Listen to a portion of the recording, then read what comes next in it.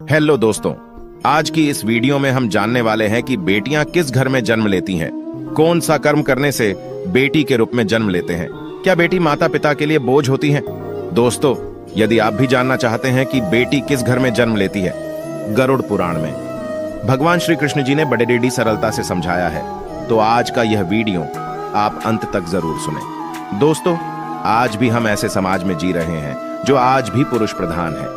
आज भी जब लड़की का जन्म होता है तो अधिकतर घरों में मायूसी छा जाती है। और दोस्तों, यह और कुछ नहीं बल्कि हम मनुष्यों की अज्ञानता है। परंतु आपको जानकर हैरानी होगी, लड़की का जन्म हर किसी के घर में नहीं होता, बल्कि उसी के घर होता है जो भाग्यशाली होते हैं और अपने अपने पुण्य कर्म अर्जित किए होते हैं। और आज हम आपको यही बताने जा रहे हैं कि भगवान कैसे घरों में लड़की का जन्म देने के लिए चुनते हैं, और वह कौन से पुण्य कर्म है जिसकी वजह से कोई भी इंसान बेटी के माँ बाप बनते हैं। दोस्तों, भगवान श्री कृष्ण से अर्जुन पूछते हैं कि हे माधव, किन कर्मों के कारण किसी के घर पुत्री धन की प्राप्ति होती है, अर्थात कैसे घरों में बेटियों का जन्म होता है। तब श्री कृष्ण जी अर्जुन से कहते हैं, हे पार्थ, अगर किसी के घर बैठे भाग्य से होते हैं तो बिटिया सौभाग्य से, और जो भी स्त्री या पुरुष अपने पूर्व जन्म में पुण्य कार्य अर्जित किए होते हैं, उन्हें ही एक बेटी के माता पिता होने का सौभाग्य प्राप्त होता है। बेटियों को जन्म के लिए उन्हीं घरों को चुना जाता है जो बेटियों का भार सहन कर सके,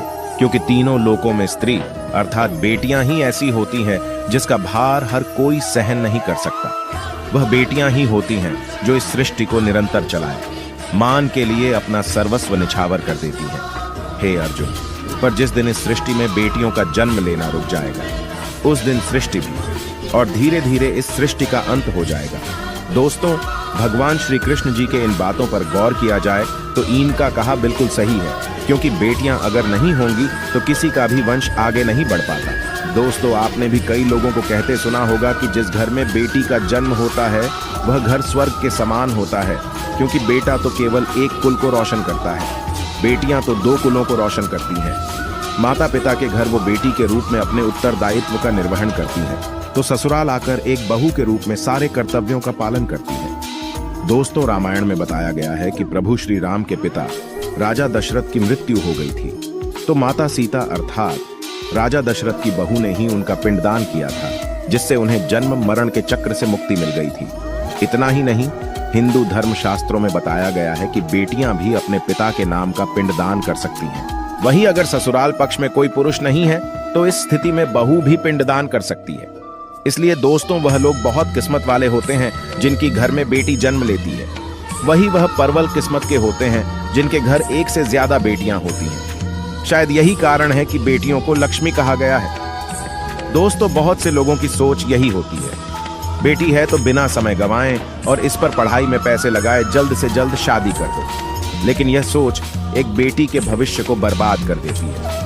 जरा सोचिए, एक बच्ची के मन में कितने सपने होते हैं, उसे कुछ करना है, लेकिन यह सपने सिर्फ सपने ही रह जाते हैं। इसलिए अपनी बेटियों को सपने पूरे करने देना चाहिए, उन्हें जीवन में हर वह खुशी दे जो उन्हें मिलनी चाहिए। एक बेटे से ज्यादा एक बेटी हमेशा अपने माता पिता के लिए सोचती है। माता पिता को प्यार और अपनापन बेटी ही दिखा सकती है। बेटी के जन्म को एक जश्न की तरह मनाना चाहिए। माता पिता को बेटी को हमेशा एहसास दिलाना चाहिए, कितने खास है बेटियां, क्या बेटी माता पिता के लिए बोझ होती क्या।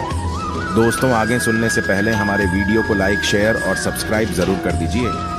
दोस्तों, बेटी कभी भी बाप पर बोझ नहीं होती, वह सिर्फ अपनी और अपने परिवार की किस्मत बनाने के लिए जन्म लेती है। एक बार स्वामी विवेकानंद वैष्णो देवी की सीढ़ियां चल रहे थे। बगल से किसान अपनी बेटी को कंधे में बिठाए चढ़ाई चल रहा था। तभी स्वामी विवेकानंद ने कहा कि बाबा, आपकी बेटी का बोझा आपको लग रहा होगा, इसको मैं उठा लेता हूं और माता वैष्णो के दरबार तक ले चलता हूं। सबके सामने स्वामी विवेकानंद से कहा कि बेटी कभी भी बाप के कंधे पर बोझ नहीं होती। बेटियां अगर बाप के कंधे पर है तो वह हर बोझ को हल्का कर देती है। दोस्तों, बेटियां कभी भी धन की भूखी नहीं होती, बेटियां सिर्फ मान और सम्मान की भूखी होती है। कौन सा कर्म करने से बेटी के रूप में जन्म लेते हैं?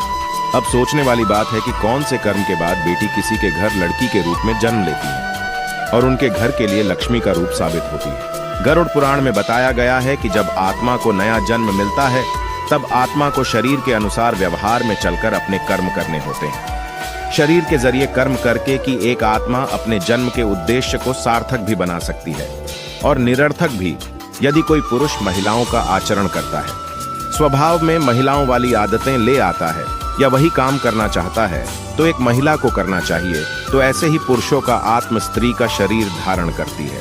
वहीं गरुड़ पुराण में बताया गया है, यदि कोई व्यक्ति मृत्यु के अंतिम क्षण में किसी स्त्री को याद करते हुए प्राण त्यागता है तो वह अगले जन्म स्त्री के रूप में जन्म लेता है। वही अगर वह अंतिम क्षण में परमेश्वर का नाम लेता है तो वह मुक्ति के मार्ग पर अग्रसर हो जाता है।